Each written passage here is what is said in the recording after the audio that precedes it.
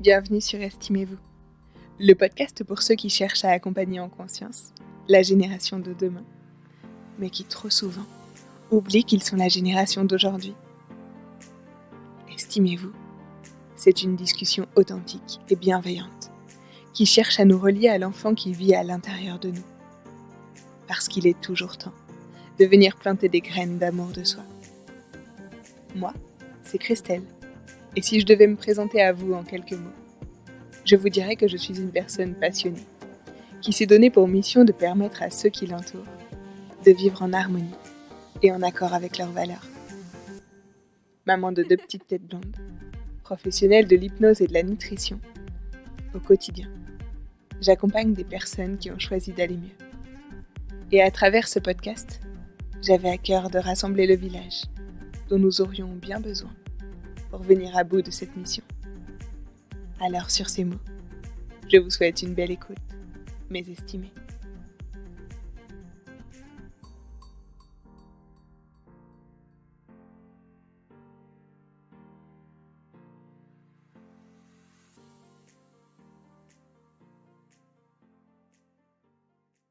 Bonjour Soline, merci d'avoir accepté de venir témoigner et discuter avec moi sur ce podcast. Pour commencer, je vais te demander de te présenter, de nous dire qui tu es, ce qui t'anime dans la vie et les personnes qui la partagent. Alors, bonjour déjà, merci beaucoup pour l'invitation et ta confiance. Alors, moi, je suis Soline, Bourde-Vervessière, de mon nom d'usage. Je suis maman de 2 enfants, un petit garçon qui a 8 ans et demi, très important, le et demi, et une petite fille qui a 6 ans. Je suis mariée avec mon mari, donc. Nous sommes en couple depuis 20 ans maintenant, donc voilà. Et puis je suis aussi enseignante dans la vie de tous les jours dans un établissement secondaire public. Et en plus de tout ça, eh bien, j'anime en fait une communauté sur Internet autour de réseaux sociaux, d'un blog que j'alimente plus forcément par manque de temps. Et j'écris des livres aussi sur tout ce qui m'anime justement pour en venir à ta question. Donc je vais pas détailler non plus dans tous les sens, mais ça tourne autour du respect en général, du respect de l'humain, de l'enfant, de la planète. Je pense qu'on peut résumer ça comme ça. Ouais, c'est un joli résumé. Si je te demandais quel type de maman est-ce que tu es, quelle est la première chose que tu me répondrais ? Alors j'ai envie de dire là tout de suite que je tends vers le fait d'être la maman que je voudrais être, mais que je ne suis pas. C'est-à-dire que j'essaye au maximum d'être à l'écoute des besoins, des émotions de mes enfants.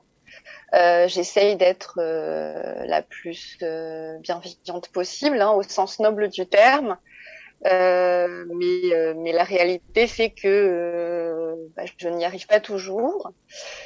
Et donc je me fixe cet objectif que je n'atteins pas toujours, mais j'y travaille. Et je pense que c'est important en fait quand on parle de parentalité en conscience ou autre, d'expliquer ça aux gens. Qu'en fait on a un idéal qui est voilà, je veux être telle maman, cette maman qui écoute, qui fait des câlins, qui dorlote. Mais il y a des choses aussi qui sont pas forcément toujours atteignables.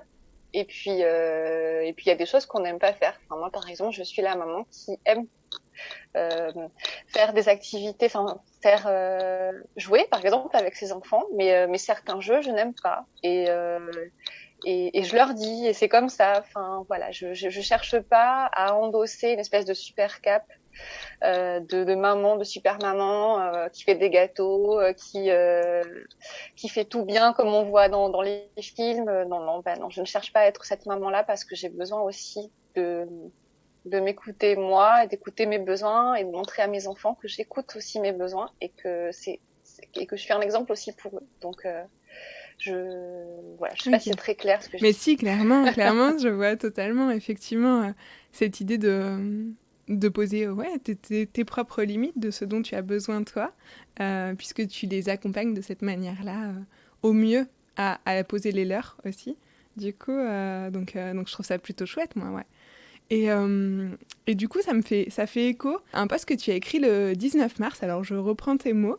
Tu as écrit « Plus j'avance dans les âges, et plus je suis moi, et pleinement moi, m'éloignant du spectre qui m'a tant hanté, celui qui consistait à correspondre à ce que je pensais que les autres attendaient de moi. » Est-ce que tu dirais que c'est la continuité des années qui passent, ou est-ce que peut-être ta maternité, elle t'a aidé à ça? Moi, c'est ce que j'entends là dans ce que tu viens de dire. Le fait que ça ait pu t'aider, mais peut-être que tu as une autre vision de tout ça. Ouais, alors du coup, tu vois, que tu lis cette phrase, ça m'émeut beaucoup. Parce qu'en fait, elle résume, ouais, ces 10 dernières années. Tu vois, là, j'ai les larmes aux yeux, mais en fait, c'est des mots que j'ai écrits qui sont sortis de mes entrailles. Parce que en fait toute ma vie, enfin j'ai pas non plus, je suis vieille mais quand même, toute ma vie, voilà, j'ai cru que on attendait certaines choses de moi, enfin par rapport à l'éducation que j'avais reçue, par rapport à la société aussi, enfin voilà ce qu'on nous renvoie, et je cherchais toujours à réajuster, à m'ajuster en fait sur les pas des autres, en pensant que c'était moi qui avais un problème parce que j'avais des pensées souvent différentes, des façons de faire souvent différentes, des choses que j'aimais qui étaient pas toujours dans le groupe en fait. Et donc je souffrais de cette non appartenance. Donc pour appartenir au groupe, je me calais sur les autres. Mais c'était une vraie souffrance ça. Et je m'en rendais pas forcément compte. C'était pas conscientisé du tout en fait. Et quand quand je suis tombée enceinte et que en fait j'ai cherché, je me suis dit bon ben voilà, là je veux être bien, je veux tout faire pour qu'il soit bien lui aussi. Enfin j'imagine comme n'importe quel parent qui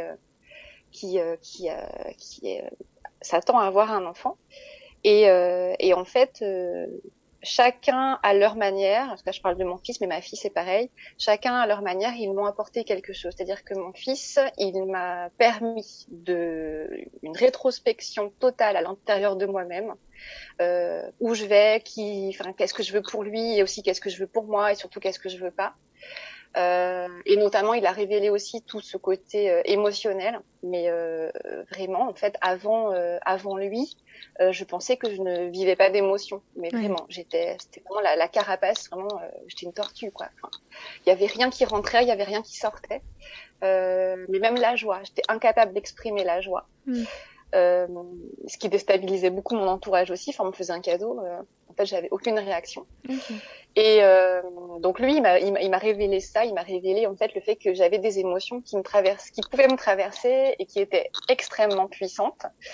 Et ma fille, elle, donc 2 ans et demi plus tard, elle m'a permis de m'assumer pleinement, en fait, d'assumer tout ce que j'étais, qui j'étais, mes choix. Enfin, vraiment, ils m'ont offert ce cadeau et je le vois vraiment comme un cadeau qu'ils m'ont fait. Donc oui, c'est la maternité qui m'a permis, pour répondre à ta question, hein, c'est la maternité qui m'a permis d'arriver à ça. C'est chouette, c'est beau, je trouve. Du coup, en plus, quand on connaît un petit peu ton travail, quand on connaît ton parcours plutôt professionnel, hein, mais du coup, sur le côté accompagnement émotionnel aujourd'hui, et toute la magie de ce que tu veux transmettre. Moi, je le vois, en tout cas, dans ce que tu communiques à la fois avec tes élèves, à la fois. Je trouve ça assez chouette de se dire que... Alors, douloureux pour toi, mais chouette pour les autres, l'espoir que ça donne de se dire que cette révélation, elle n'a eu lieu que il y a 8 ans, en fait. De se dire aussi pour chacun, c'est possible de cheminer à ce point, parce qu'aujourd'hui, tu es plutôt là. En tout cas, moi, je te perçois, peut-être que c'est pas l'image que tu as de toi, mais comme quelqu'un qui guide les autres dans tout ça. Et donc, je trouve ça vraiment chouette. Super. On peut dire merci du coup à ce petit garçon alors. Je le remercie beaucoup. Ouais. Et je reviens juste sur le terme, tu vois, tu dis douloureux, comme s'il y avait aussi quelque chose de négatif. Alors, c'est désagréable en fait sur le coup, en fait. Mais en fait, moi, j'y vois que du positif, quoi. C'est Ah, quelque chose de désagréable par lequel il a fallu passer, mais pour quelque chose d'agréable et positif puissance 10 000, en fait. ah oui, Donc, oui. Ah oui, non, je pensais douloureux, pas pour le côté la révélation, pour le côté imaginer que pendant toutes ces années, tu t'es empêché de le faire. ah oui, Je d'accord, pensais plutôt je dans ce comprends. sens-là. Moi, j'aimerais beaucoup en fait que tu développes la manière dont tu perçois ton hypersensibilité aujourd'hui, que tu avais un peu cachée pendant toutes ces années, et ce qu'elle t'apporte en fait. Ah, du coup, c'est une question qui va permettre peut-être de voir les choses sous un angle différent.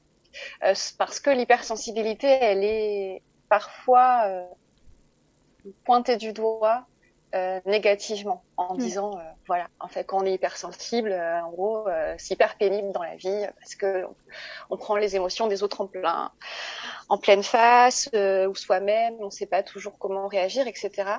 Et, euh, et en fait, je pense que c'était peut-être ça qui avait fait que moi j'avais tout enfoui parce que voilà, on m'avait dit de pas les exprimer, que c'était pas quelque chose qui se faisait.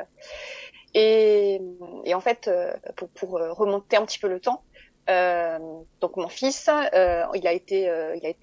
on a consulté pour lui assez tôt parce qu'il avait des réactions qui étaient très différentes de ce qu'on pouvait observer dans l'entourage et qu'on a pu observer chez lui très très jeune. Et en fait, on a vu plusieurs psychologues plus ou moins formés à l'hypersensibilité, mais chacun avait à chaque fois prononcé ce mot. Et un jour, en fait, l'une d'elles me dit, mais de toute façon, enfin, il suffit juste de vous voir. Et en fait, vous êtes aussi, vous, certainement hypersensible. Bon, bref, bon, après, moi, j'ai aussi pu consulter et faire ce que j'avais à faire à titre personnel. Mais ce jour-là, j'ai beaucoup pleuré. Ok. Et j'ai, ça va être difficile de faire ce podcast. Alors moi, je dis toujours aux gens qui sont face à moi, je pense au cabinet, tu sais, les gens qui viennent me consulter, je leur dis tout le temps que quand ils pleurent, c'est qu'ils me font un cadeau. Donc s'il y Oui, a voilà, des c'est ça. émotions, merci. Du coup. Et donc, du coup, j'ai beaucoup pleuré parce que je me suis dit, mais non, en fait, au début, j'ai refusé ça, j'ai refusé cette étiquette qui pour moi était une étiquette. Je me suis dit, non, c'est pas vrai, c'est pas moi, je suis pas comme ça, de toute façon, on va bien, je vis aucune émotion. Et il a fallu bien 3 semaines, en fait, pour que, en fait, je réfléchisse et que je me dise, mais en fait, si, c'est peut-être ça. C'est peut-être ça le petit truc qui fait que, en fait, il y a des bizarreries, enfin, ce que je pensais être des bizarreries. En fait, j'ai beaucoup lu, je me suis beaucoup renseignée, et là, je me suis révélée à moi-même, en fait. Je me suis dit, mais en fait, non, c'est pas une étiquette. Enfin, si, c'est une étiquette qu'on va poser, mais qu'on va décoller sur mon front, et qui va me permettre, en fait, de me dire, mais je suis comme ça. C'est moi, cette hypersensibilité ou ultra-sensibilité ou sensibilité tout court. Enfin, à la limite, on n'a pas besoin de mots, quoi. Elle fait partie de moi, c'est moi, et je suis comme ça, et c'est très bien, en fait. Même si j'ai pas à dire si c'est bien ou c'est pas bien, mais C'est c'est toi. moi, point, en fait. Je dois l'accepter, et je l'ai accepté. Et j'ai commencé à m'aimer ainsi. Ah, c'est beau. Et en fait, vraiment, tout ça, ça a été de pair avec l'acceptation de moi-même, l'amour de moi-même, la confiance en moi, l'estime de moi. Enfin, vraiment, je pense que les gens j'ai pas eu de retour de personnes de mon entourage, mais sur ces dernières années, je pense que les gens ont peut-être perçu une évolution, une révélation. Enfin, je sais pas trop comment dire, mais moi, je n'y vois que du positif parce que, en fait, c'est moi et pleinement moi. Point. Enfin, voilà, c'est tout. C'est comme ça. Super. C'est vraiment, je trouve ça beau à entendre. Et puis j'imagine que ça t'a aidé, en parallèle, puisque tu parles de ton petit garçon, de cette sensibilité qu'il a, à, à la fois à te comprendre et à t'aimer toi, et à certainement l'accueillir et accepter ce qui se passait pour lui plus facilement, une fois que tu avais fait ce travail d'acceptation de toi-même, en fait, du coup. Donc, super. Oui, c'est toujours plus simple, je pense, enfin plus simple, peut-être pas le mot, mais en tout cas, ça aide d'accompagner ses enfants quand on arrive à poser ces mots-là sur soi, sur ses enfants, de se dire voilà, je te comprends, sur plusieurs particularités. Mon fils avait peur d'être seul. Est-ce que je suis le seul à faire ça? Est-ce que je suis le seul à vivre ça? Et en fait, je me suis rendue. C'est une question qui m'a encore posée il y a 2 jours en fait, pour quelque chose qu'il a pu faire. Et là, je lui dis non, tu n'es pas tout seul. Alors, il y a peut-être pas beaucoup de monde qui fait ça ou qui vit ça, mais tu n'es pas seul, non. Et là, sur cette particularité-là d'hypersensibilité, j'ai pu lui dire, écoute, moi aussi. Du coup, je te comprends, je sais ce que tu vis. Et j'ai senti un vrai soulagement. Je sens un soulagement quand je lui dis ça. Dis ça. Ouais. C'est un beau cadeau, je pense, que tu lui fais, effectivement. Et tout à l'heure, tu parlais, dans ta présentation, de t'être détaché de viser cet idéal. Tu disais, voilà, il y a la maman que je voudrais être et puis il y a ce que je peux faire. Derrière cette idée-là, de cette description, j'entends justement quelque chose de l'ordre en lien avec ce que pourrait être le côté perfectionniste. Et d'ailleurs, je crois que c'est le titre d'un des chapitres de Être mère sans s'oublier, qui est le livre aujourd'hui, même si j'en ai plusieurs de toi, c'est peut-être le livre que j'avais envie de mettre un peu plus en avant, puisqu'on parlait de ta maternité, qui est une petite pépite au passage. Et tu as utilisé... mais il est là, je vois que tu me le montres, mais je l'ai aussi à côté. Et tu disais, justement, il y a un des titres de chapitre qui s'appelle Dire stop au culte de la perfection. Est-ce que tu dirais que c'est un des versants de ta personnalité, ou ça a pu être un des versants de ta personnalité, le perfectionnisme? Comment tu en es arrivée à écrire ce chapitre-là? Ah mais tout à fait. En fait, être mère sans s'oublier, c'est à la base. En fait, quand j'ai commencé à écrire, je me suis mise devant mon ordinateur, je devais écrire un post Instagram, quoi. Ouais. Après, je me suis je sais pas combien ça fait, 2000 signes, je crois. Et puis je me voilà partie. Bon, mais quand même là, ça va pas rentrer. Donc j'en ferai un article que je mettrai sur le blog. Et puis au bout de je ne sais combien de pages, je me suis dit, ah là non, ça va pas rentrer non plus. Et donc c'est comme ça que c'est devenu finalement un livre. Quand j'en ai parlé à Charlène, la responsable éditoriale de Jouvence, elle m'a dit mais carrément, on le signe tout de suite quoi pour ce livre. Oui, c'était important pour moi de parler du perfectionnisme parce que j'ai souffert entre guillemets de perfectionnisme. En fait. C'est-à-dire que pour moi, les choses ne pouvaient être dites ou montrées que si elles étaient parfaites. Et la perfection telle que moi je l'entendais. Donc des fois en fait je me bloquais, je mettais mes propres limites en fait en refusant tout un tas de choses parce que c'était pas aussi bien que ce que je l'avais imaginé et parfois les objectifs étaient aussi inatteignables. Donc c'était une façon aussi peut-être de se protéger. Enfin je sais pas, j'ai pas de réponse là-dessus. Et en fait quand on devient maman, bah oui on a des objectifs. Et ça me paraissait important aussi d'insister sur le fait qu'il y a des objectifs qui sont atteignables, des objectifs qui sont inatteignables. Donc déjà, c'est bien de viser plutôt des objectifs atteignables. C'est mieux, hein. Et pourtant, aussi, quand les objectifs sont atteignables, il faut quand même aussi garder en tête que on n'y arrive pas toujours, mais qu'on essaye en fait de faire le maximum pour aller vers cet objectif-là, et que c'est ça qui est important. On a le droit de pas toujours être au top, on a le droit de pas toujours faire ce qu'on voudrait faire, et puis c'est ok. Cette petite phrase, je crois que c'est une phrase que je me répète en boucle, moi, le c'est ok. Justement, juste ce petit c'est ok, tu sais, ça me permet de prendre de la distance avec ce qui est en train de se passer. En tout cas, ce livre, c'est vraiment... Voilà, vraiment, j'aime beaucoup à la fois tes ouvrages enfants que j'ai toujours eu plaisir à lire avec les filles et à la fois d'autres ouvrages. Je pense que j'ai à côté de moi, J'ai confiance en toi aussi, qui est ton premier ouvrage, je crois. J'ai confiance en toi. Oui. Et voilà, il est aussi extraordinaire. Mais Être mère sans s'oublier, c'est le petit cadeau que j'aime bien faire. Du coup aux copines parce qu'en plus c'est un tout petit ouvrage et que justement quand on commence à des fois tu le dis très bien, on a l'impression que parfois on pourrait, si on adorait lire, on n'a plus le temps. D'un coup on est maman et on n'a plus le temps et on oublie que parfois il suffit peut-être de lire une page d'un livre pour que ça remplisse quelque chose. Et justement, Comment tu prends soin, toi, de la petite Soline à l'intérieur?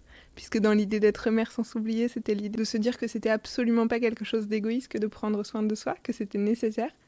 Et moi, j'aime bien l'image dans l'idée de prendre soin. Je me dis toujours qu'il y a soi en tant qu'adulte et puis il y a le soi enfant à l'intérieur, qu'on a besoin parfois de cajoler ou de réconforter comme tu as pu le faire en découvrant cette sensibilité-là peut-être. Enfin, comment tu prends soin de toi, de cette petite Soline au quotidien?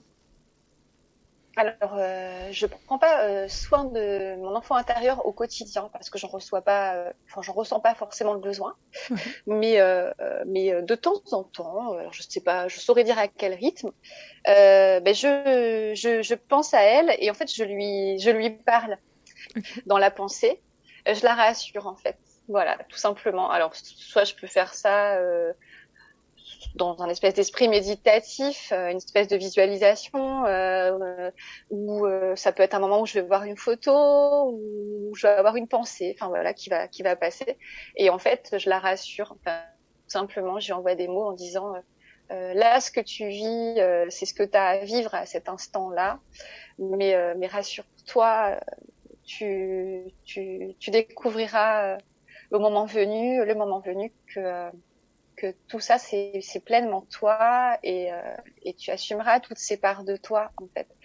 Et, euh, et voilà. Ça fait du bien aussi, je pense, de parler à son enfant intérieur, mais que euh, si on s'en sent capable. Mm. Et puisque tu l'évoques aussi, je pense qu'il y a des gens qui sont pas prêts, je préfère le dire, qui sont Ouais. pas prêts à faire ça. Moi, je le fais parce que aussi, la première fois que je l'ai fait, j'étais pas seule, hein, j'étais avec une thérapeute. Voilà, c'est quelque chose qu'on peut pas forcément faire tout seul. Ça peut être très violent, ça peut être très dur. On peut passer par des émotions Mm. puissantes. Donc là, ce que je suis en train de dire, je préfère mettre Oui, un petit attention. tu as raison. Ne le faites pas voilà, en vous disant tiens, je vais partir en méditation, voir mon enfant intérieur cet après-midi, je sais pas quoi faire. Donc, ça peut être aussi quelque chose à encadrer par Ouais. un thérapeute s'il faut. Tu l'as dit d'ailleurs ouais, tout à l'heure que tu avais fait un travail après thérapeutique, du coup, après la naissance de ton fils. C'est souvent d'ailleurs quelque chose qui revient avec les personnes avec qui j'ai eu la chance de discuter dans ce podcast. Et je trouve ça génial aussi de se dire que voilà, peut-être ça nous a donné l'élan de prendre, d'être accompagné parfois à la maternité. En fait, c'est ne pas hésiter à demander de l'aide. Tout simplement. Mm. Enfin, ça fait partie aussi d'une parentalité consciente. Hein. Enfin, Ouais. demander de l'aide pour soi, demander de l'aide pour ses enfants, enfin, pour tout. Euh, Mm. voilà, oser en fait. Ouais, je, je partage complètement ton avis. Il y a une question que j'aime bien poser, c'est de savoir pour quel souvenir est-ce que tu te sens le plus coupable depuis que tu es devenue mère? Est-ce qu'il y a quelque chose qui te vient? Oui, il y a plein de choses. Oui, il y a plein de choses qui font que la culpabilité est là. Euh, alors, il y a des choses qui réveillent un sentiment de culpabilité, mais tout de suite, c'est balayé par de toute façon, c'était comme ça et c'était quelque chose de normal. Je pense par exemple aux phobies d'impulsion Ok. que je n'ai pas eu pour mon fils, mais que par contre j'ai eu beaucoup pour ma fille. C'est important ouais, que tu puisses expliquer peut-être ce que c'est pour les personnes qui ne seraient pas familières avec ce terme. Alors une phobie d'impulsion, en fait, c'est quand on va avoir une pensée brève dans l'esprit hein, qui nous visualise en train de faire du mal à notre enfant. Là, pour Mm. ce coup-là. Et en fait, c'est quelque chose qui est très, très, très répandu, dont on parle pas beaucoup. Alors moi, j'en ai parlé il y a quelques années sur le blog, il y avait plein de gens qui n'avaient pas forcément compris. Mais de plus en plus, là, je vois des posts qui circulent sur les réseaux dernièrement, enfin ces dernières semaines, donc je trouve ça chouette. Donc moi, je la voyais, en fait, je me voyais la prendre et la jeter contre le mur. Donc c'est extrêmement violent ce que je suis en train de décrire. Mais ça dure une seconde, enfin vraiment. Et donc ça, je culpabilise de me dire j'ai eu ces pensées-là, mais tout de suite je me dis mais de toute façon ces pensées-là, beaucoup de personnes les ont. Alors j'ai pas les chiffres en tête, hein, j'ai pas les statistiques, mais je crois que c'est énorme quand même.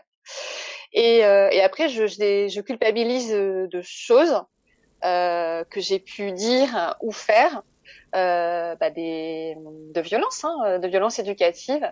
de mots, de cris, de voilà, de je te pousse. Et là, je sais que je culpabilise, que je n'avais pas à faire ça. Et que oui, je cherche toujours comment faire autrement. En fait, je prends cette culpabilité et j'essaye de me dire, ce jour-là, qu'est-ce qui s'est passé, quoi? Qu'est-ce qui a fait que il y a eu un espèce d'enchaînement qui m'a poussée à crier ou autre. Et en fait, j'essaye de transformer cette culpabilité, mais elle est forcément toujours là. Oui. Après, j'avoue que je passe pas ma vie à me flageller non plus. Enfin, j'essaye toujours de comprendre d'où ça vient, de comment j'aurais pu faire autrement. Ça s'est passé, voilà. Maintenant, j'essaierai de faire en sorte que ça se reproduise pas. Tu utilises donc l'option responsabilisation, parce que l'extrait que j'allais citer de Être mère sans s'oublier, c'était quoi qu'il arrive, la culpabilité émerge à un moment ou à un autre dans nos vies de mère. À ce moment-là, il existe au moins 3 choix possibles. Option flagellation, dont tu as dit que tu essayais d'éviter, de l'éviter en tout cas. Option déculpabilisation et option responsabilisation. Peut-être tu veux expliquer rapidement ce que c'est ces trois choix. Oui, bah en fait, l'option flagellation, c'est le voilà, je m'en prends à moi-même et puis voilà, enfin, j'avance pas, on reste dans cet état de fait. Ensuite, l'option déculpabilisation, c'est le fait de dire, bah, c'était pas de ma faute, en fait. C'est la faute de l'enfant, par exemple. C'est, voilà, en fait, on fait porter la responsabilité de l'acte ou de l'expérience qui fait qu'on culpabilise sur quelqu'un d'autre ou sur voilà, quelqu'un d'autre ou une autre chose, quoi. Et l'option responsabilisation, bah, c'est se dire, voilà, j'ai fait quelque chose ou j'ai dit quelque chose qui était contraire à mes valeurs. Je culpabilise parce que c'est contraire à mes valeurs, justement. Qu'est-ce que je peux faire? Qu'est-ce que je peux mettre en place pour faire en sorte que ça ne se reproduise pas? Et c'est vrai que enfin, à mon sens, c'est important parce que la culpabilité, vraiment, on voit ça à tout va. Oh là là, ça me culpabilise ou je culpabilise de ci, je culpabilise de ça. Ah bah, en fait, c'est pas un problème de culpabiliser. J'ai même envie de dire félicitations, quoi. Ça veut dire que je remets en cause certaines choses. Ça veut dire que tu remets en cause quelque chose et que potentiellement tu peux mettre en place des choses pour ajuster ton comportement, tes réactions, tes paroles à cet idéal, à tes valeurs, en fait. Donc, tu culpabilises, bravo. Mais ouais, mais je trouve ça important, effectivement, de le dire, de pas le voir... Bah, juste comme tu le disais tout à l'heure, en fait. Effectivement, c'est pas agréable de culpabiliser, en fait. Au moment où je culpabilise, je vais peut-être être... Voilà, ça va peut-être être désagréable, mais en même temps, je peux me servir de ça, de ce message, pour en faire quelque chose de positif. Ça, je trouve ça super... porteur et encourageant, en fait, de dire, ok, j'ai observé ça, mais qu'est-ce que j'en fais? Super. Et d'ailleurs, c'est quelque chose en tout cas, moi, voilà, que je perçois beaucoup de toi, de l'extérieur, de comment je chemine en rebondissant sur ce qui s'est passé. À la fois, tu le dis là avec tes enfants, et puis c'est quelque chose que tu partages assez facilement aussi sur ton métier d'enseignante. Comment j'ai pu faire certaines choses qui aujourd'hui me semblent pas complètement en accord avec ce que je ferais aujourd'hui, mais comment j'ai cheminé dans ce parcours-là, en fait, comment je me suis rendu compte que peut-être certaines choses sont plus... Enfin, voilà, je me suis servi de ce parcours-là, je me suis servi de ces expériences-là pour être cette personne à l'écoute le plus réfléchie possible et le plus disponible possible, en fait. J'entends dans ta manière d'amener les choses souvent cette idée de l'humain d'égal à égal, peu importe que ce soit tes enfants, ton conjoint ou tes élèves, cette idée vraiment de mettre chaque personne d'égal à égal, qui me semble être quelque chose d'important pour toi. Ah oui, je pense que ça résume, enfin, vraiment, ça résume tout. Oui, c'est ça, d'égal à égal, en fait, d'humain à humain, sans hiérarchie, sans verticalité, sans descendance. Enfin, en fait, j'ai horreur de ça. Pourtant, donc, je suis enseignante, donc fonctionnaire. Un fonctionnaire fonctionne, il y a une hiérarchie et je pense que de toute façon, je dois avoir des post-it sur mon dossier parce que Je ne m'en cache pas auprès de mes supérieurs. Je déteste en fait qu'on m'impose des trucs qui sont parfois d'une incohérence folle, mais parce que voilà, c'est descendant, c'est vertical, c'est pyramidal. Donc, ben oui, dans mon quotidien, je considère tout le monde d'égal à égal, et le plus beau cadeau en fait que l'on puisse me faire, c'est de le voir, de le percevoir. Là, j'ai reçu des lettres d'élèves, donc ils sont au collège, hein, donc ils ont 15 ans, et en fait il y en a quelques-uns qui m'ont écrit ça, en fait qui m'ont écrit que, enfin, on vous remercie, je vous remercie parce que vous avez su voir en moi autre chose que l'élève qui apprend qu'il doit avoir de bons résultats, etc. Et voilà. C'est beau. Et cette notion d'égalité, elle est revenue. Donc en fait, ce que je trouve top, c'est pas de le dire en fait, c'est de le montrer et de faire en sorte que ça donne de l'importance à tout le monde. En fait, on est tous égaux. Il n'y a pas quelqu'un qui a plus de valeur qu'une autre, ou la parole de quelqu'un n'a pas plus de poids qu'un autre. Et en fait, moi, je me rends compte au collège, notamment, il y a plein d'élèves qui n'osent pas donner leur avis. Et parce qu'on leur a dit qu'en fait, ils étaient des enfants et que les enfants, ils n'ont pas leur avis à donner. Et moi, je m'insurge contre ça. Enfin, je sais pas, je leur dis non, non, non. Enfin, surtout pas. Vous avez quelque chose à dire, vous le dites. Alors évidemment, il y a des façons de dire les choses, mais voilà, on peut pas être violent dans ses paroles, mais chacun a le droit de s'exprimer. Ouais, c'est ça, ce que tu dis, c'est important, je pense, c'est ça. Il y a des comportements qui peuvent ne pas être acceptables en soi, mais tout ce qui a à être dit ou ressenti, ça a sa place, en fait, par contre. Ça veut dire que, enfin, voilà, tout le monde a le droit, devrait avoir le droit de s'exprimer librement, en tout cas, je pense. Euh, donc, je t'ai demandé pourquoi tu te sentais le plus coupable. Est-ce qu'à l'inverse, mais peut-être que tu y as déjà en partie répondu, mais peut-être que quelque chose d'autre va te venir. Est-ce qu'à l'inverse, tu pourrais nous dire de quoi tu te sens le plus fière depuis que tu es devenue maman? Alors là, de quoi je suis le plus fière, je sais pas. Je saurais dire enfin, je suis fière de certaines choses, oui. Maintenant, le plus, Ouais. je ne sais pas. Parce que j'ai pas envie de répondre, je suis fière d'avoir fait mes enfants, je suis fière de mes enfants, non, parce que ça, c'est eux. C'est pas moi. Et puis, c'est un peu bateau, voilà. Donc, je suis fière de voir voilà, comment est-ce qu'ils s'épanouissent, comment est-ce que moi je les guide, moi je les guide dans leur épanouissement. Ça, oui, j'en suis fière. Je suis fière de mon cheminement à moi. Je suis fière de m'être donné les moyens de m'accepter. Je suis fière de mes livres aussi. Enfin, voilà, j'ose le dire. Je suis fière quand mes enfants sont fiers de moi. Enfin, oui, c'est tout un ensemble. Ouais, il y a tout un ensemble de choses. J'aurais pas dit ça il y a 15 ans, même 10 ans. Mais il y a plusieurs choses qui font que je suis fière de moi et que je m'autorise à l'être. Ces livres, c'est super. Et du coup, ces livres, en plus, ils sont... ben voilà, si on reprend l'intégralité de tes livres, qui sont à la fois des livres jeunesse et à la fois des livres qui parlent de parentalité, au sens large du terme. Du coup, j'imagine qu'ils sont effectivement à la naissance de cette maternité. Enfin, que sans cette maternité, en tout cas, ils seraient probablement pas là. Donc je vois un lien direct entre, oui, depuis que je suis devenue maman, bah, je me suis lancée. J'ai décidé de faire ça, de transmettre. Je transmettais déjà peut-être autrement, mais j'ai décidé de transmettre sur ce sujet-là.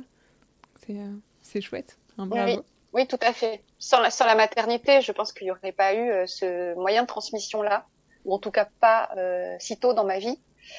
Et il suffit simplement de voir enfin, la naissance de J'ai confiance en toi, en fait. Cet Absolument. essai qui est paru en 2018, c'est à la base c'était une histoire pour enfants que j'avais écrite. Hein. Donc si j'avais pas eu mes enfants, j'aurais pas pu publier. En fait, j'avais envoyé cette histoire à Jouvence qui publiait pas de livre pour enfants. Mais je m'étais dit, je l'avais mis dans le mail, hein, je tente le tout pour le tout parce que j'aime bien votre maison d'édition. Et là, Charlène m'avait répondu, en fait, on publie pas de livres pour enfants, non, mais ça me plaît en fait. Donc, si vous pouviez faire la même chose, la même thématique, avec la même énergie et pour les adultes, eh ben, on étudierait bien la proposition. Et c'est comme ça qu'est né J'ai confiance en toi. C'est vraiment concours de circonstances incroyables. Super. Ouais, ouais. Tu as laissé venir à toi, voilà. Tu as tenté surtout, parce qu'en fait, c'est ça, c'est que si tu n'avais pas envoyé ce mail, il y a aussi ce que tu as fait et comment c'est arrivé à ce chouette ouvrage, parce que pareil, il apporte beaucoup. Tu as des ouvrages qui sont, je trouve, je, euh, moi, j'aime beaucoup lire de manière générale et je les trouve super accessibles. Tu n'amènes pas un savoir, une réponse, une solution. Tu amènes juste à se questionner et c'est ça que je trouve merveilleux dans des ouvrages de parentalité. Oui, mais enfin, c'est important. Moi, je déteste lire, hein, j'en ai lu des ouvrages de parentalité ou autres avec des yaka faucons, des prêts Mm. à penser. Bon, après, ça peut être intéressant parfois, hein, notamment de lire des ouvrages de philosophes, tout ça, qui déversent leurs propres pensées à eux. Mais en termes de parentalité, on a tous notre propre parentalité. On peut pas dire, voilà, c'est comme ça que ça doit être, il faut faire comme ça, ou tel outil ça fonctionne, parce que on a tous, déjà on est tous différents, et on a tous des familles différentes, on a tous des valeurs différentes, on met pas le curseur au même endroit sur tout un tas de choses, et donc c'est à mon sens plus efficace et bénéfique, oui, de susciter la réflexion. Et puis après, si on n'a pas envie de réfléchir, on passe au chapitre suivant et puis voilà. Ouais, carrément. Et puis oui, je crois que, tu sais, les yaka faucons, en tout cas, moi, c'est mon vécu personnel. Mais je dirais que c'est un peu comme tout à l'heure, le travail sur l'enfant intérieur, c'est qu'il y a un moment où on peut être prêt à lire des yaka faucons, et puis il y a peut-être un moment où il faut vraiment qu'on les mette loin de soi. Parce que déjà, quand on est dans le doute, voilà, dans le questionnement, les yaka faucons, ils peuvent venir pas mal déstabiliser, en fait, le parent qu'on est. Donc oui, parfois, ça peut amener des réflexions autrement quand on se sent quand même assez aligné, assez bien dans ses baskets, de lire un autre avis comme ça, un peu affirmatif, ou parce qu'on peut mettre à distance et se dire oui, ça je prends pas, en fait. Voilà, tout à fait. Prendre ce qui convient et puis laisser de côté ce qui convient pas. Mm. Et peut-être qu'à un moment donné, plus tard, quand on revient sur le même livre, on peut prendre d'autres choses. Il y a des livres comme ça qu'on peut lire en plusieurs fois, enfin Ouais. plusieurs fois sur plusieurs années, on n'y verra pas toujours les mêmes choses. Mm. C'est ça qui est chouette. En fonction de ce qu'on est prêt à entendre, à lire. Mm. Ouais. J'avais une question, mais je crois que tu y as un peu répondu. Mais peut-être que tu vas vouloir ajouter quelque chose. J'avais envie de te demander de quelle manière est-ce que ta maternité t'est venue impacter l'estime que tu te portes, la valeur que tu t'accordes. Est-ce qu'elle était venue la faire grandir ou est-ce qu'au contraire elle était plutôt venue l'entacher? Ma maternité, au départ, elle est venue ébranler, en fait, tout l'espèce d'édifice, là. C'est comme si j'avais fabriqué une espèce d'édifice autour de moi, d'espèces de pierres. Et ma maternité, elle est venue ébranler tout ça. Enfin, voilà, c'était une espèce de bulldozer. Au début, en fait, je pense que la maternité, par contre, a fait baisser mon estime de moi. Mm. Parce que j'ai très vite compris que je ne pouvais pas, cette fois-ci dans ma vie, contrôler. Alors que j'avais toujours été dans le contrôle auparavant, je contrôlais tout, tout, tout. Je contrôlais mes pensées, je contrôlais mes émotions, je contrôlais tout était millimétré. Enfin, c'était atroce. Bon, bref, c'était atroce. Enfin, c'était ma façon de vivre, hein, et j'étais très heureuse comme ça à l'époque. Mais du coup, en fait, voilà, au début, j'ai perdu un peu d'estime, je pense, et un peu de confiance aussi parce que justement, j'arrivais pas à être la personne que je voulais être. Et en fait, après, par contre, oui, là, quand j'ai entamé toute cette réflexion, là, j'ai gagné en estime Ouais. et en affirmation aussi. J'ai appris à mettre des choses, enfin, vraiment à mettre des choses à distance ou des gens à distance aussi. Et, euh, et ça, c'est hyper important. En fait, je m'octroie cette chance-là de me dire, voilà, à l'âge que j'ai, je sais ce que je veux, je sais ce que je veux pas, je sais quelles sont mes limites, je sais les dire aussi. Mm. Et je trouve que c'est une chance qu'on peut avoir dans notre génération, que non pas. Alors, c'est pas du tout des conversations que je peux avoir avec ma mère, mais c'est des conversations que j'ai avec ma grand-mère. Et en fait, ma grand-mère, elle arrive là, dans ces années-là, à la même conclusion. Ok. Sauf que elle, en fait, voilà, Mm. elle va avoir 80 ans, quoi. Et elle me le dit toujours, elle me dit, c'est une chance, en fait, que tu as, c'est que, bah voilà, si plus tôt dans ta vie que moi, en fait, tu arrives à cette conclusion-là et en fait, elle en parle à tout le monde, quoi. Elle dit, voilà, il faut absolument que le plus de personnes possibles s'ouvrent à eux-mêmes de façon assez anticipée dans la vie. C'est génial. Enfin, je trouve ça vraiment chouette de pouvoir avoir ces conversations et ces réflexions-là. Ouais. Et puis surtout, ce que tu disais au début, là, que peut-être ça a pu être un gros chamboulement, qu'aujourd'hui, ça te sert de manière bénéfique, du coup, cette maternité, mais que ça a pu être dur, en fait. Ça a pu être difficile. Parce que je me retrouve un petit peu dans ce que tu dis, ce besoin de tout contrôler. Et puis, et comment l'arrivée d'enfants, ça vient tout bouleverser ça, parce qu'on contrôle pas grand-chose quand un enfant arrive. On contrôle pas la grossesse, on contrôle pas sa naissance. Déjà, il y a plein de choses déjà dès le début qui arrivent. Et comment pourtant ça peut être un merveilleux cadeau, voilà, peut-être parfois avec un peu de temps. Mais on peut percevoir ça après comme un merveilleux cadeau, mais peut-être aussi de dire au début ça a le droit pour certains d'être vraiment difficile. Oui, c'est ça, c'est important de le dire pour les gens qui nous écoutent, parce que là, peut-être que certains vont se dire, bah ouais, enfin, c'est un peu facile.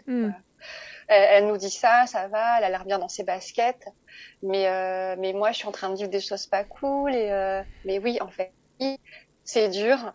Oui, ça a été dur et puis ça le sera peut-être encore. Enfin, je veux dire, le chemin, il est jamais terminé. Donc c'est ça qu'il faut bien avoir en tête, c'est que ça a été difficile, c'est difficile et ça le sera. Mais c'est pas parce que c'est difficile que c'est impossible. Super, c'est une belle conclusion. Je crois que ce sera peut-être la manière de conclure ce petit message d'espoir donné peut-être à ces nouveaux parents ou les parents qui simplement en ce moment se sentent peut-être perdus, perdre un peu pied. Ben voilà, c'est pas parce que c'est difficile que c'est impossible. Je pense que c'est une bonne manière de terminer les choses. Merci vraiment Soline de t'être livrée avec toute la sensibilité et ta manière d'amener les choses qui est toujours à la fois douce et pondérée. Enfin moi en tout cas que je perçois toujours comme douce et pondérée. Merci d'avoir pris le temps de livrer tout ça à mon micro. Si on souhaite échanger avec toi, te retrouver, comment on fait ? Alors merci encore. Pour échanger avec moi, il y a plusieurs moyens. J'ai beaucoup d'interactivité sur Instagram, Soline s'éveiller. Ouais. Après, j'ai une page Facebook aussi avec un blog qui s'intitule S'éveiller et s'épanouir de manière raisonnée. Donc là, après, chacun peut me joindre comme il veut, par mail, par message privé, ou tout simplement suivre ce que je raconte. Si je dis pas trop de bêtises. Bon, je n'ai pas le sentiment. Et puis, on peut retrouver du coup tes ouvrages. 13, c'est ça ? Actuellement ? Oui, tout à fait. Alors peut-être que d'ici la diffusion du podcast, ça aura changé. Mais pour l'instant, il y en a 13 qui sont vraiment chouettes. Du coup. Donc merci. Et puis peut-être à bientôt. Oui, merci, à bientôt.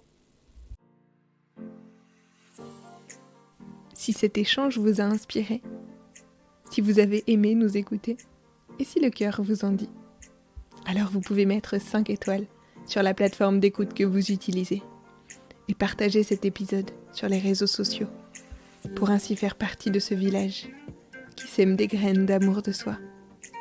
Merci pour tout et à très bientôt sur Estimez-vous.